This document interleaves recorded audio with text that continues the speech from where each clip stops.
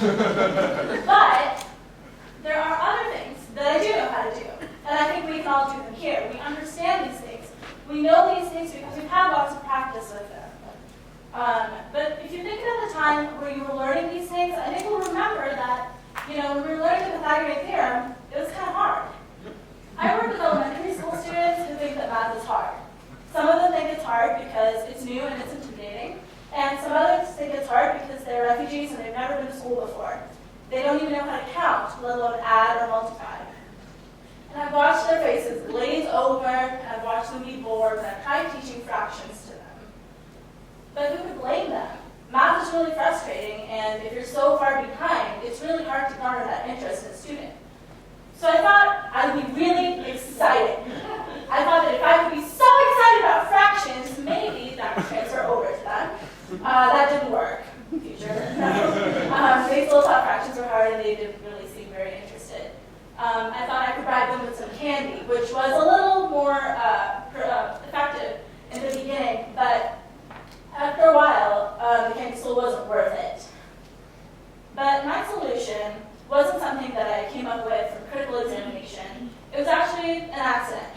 There was a schedule conflict, and I ended up being there for one of their English classes instead of their math class, and they had a creative writing workshop where we spent all afternoon generating ideas and stories about this. This is Julia. She's a raccoon, and her left foot is considerably larger than her right. Not my idea. She lives in the forest, and she has her best friend who's a rabbit who doesn't care about her limb. And Julia kind of just became our inside joke for the rest of the year.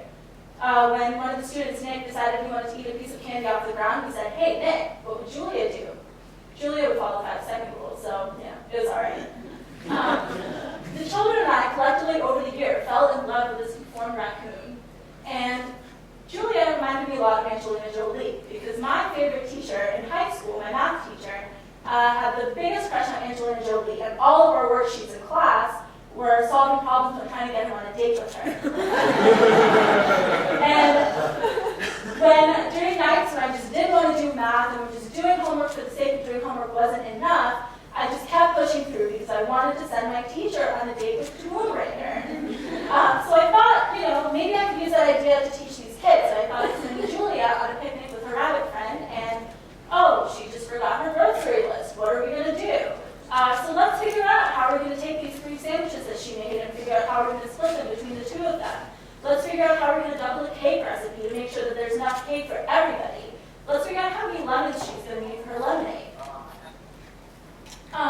And I've seen these children work so diligently on this math just the day when we were having this, and I think it's because they came up with the story themselves.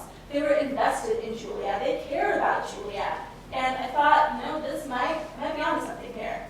So I decided to incorporate storytelling in as many lessons as I could from there on out. When I was teaching them multiplication, for example, that's not me, I dressed up like a wizard. And I had my magic power where I could just add really, really quickly. Secret, I was multiplying in my head. And they were very impressed that I was just able to do this so quickly, and then it kind of got them going. And when I was teaching them how to make change, we pretended to go shopping, and I just always keep accepting the wrong change, but they didn't want to see me get swindled, so they would do the math on their paper and tell me if they owe you a couple extra dollars. And I think that when math is hard, and when this problem of just getting through the initial hard stage of doing the drills is hard, I think stories can help us overcome that. Because stories can make us forget for a second that all we're doing is drills. But I think it's important for the students to be invested in the story, not just any old word problems. They have to feel something about the story before they even get to the math. Because I can think of plenty of math problems I've done that are word problems, but you don't approach them as stories.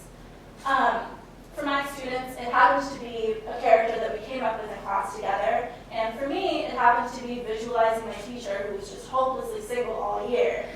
I'm going to be a math teacher in Phoenix next year, and I haven't decided yet whether Justin Timberlake is going to be my Angelina Jolie or whether I'm going to work with them to create some sort of class mascot, but I will definitely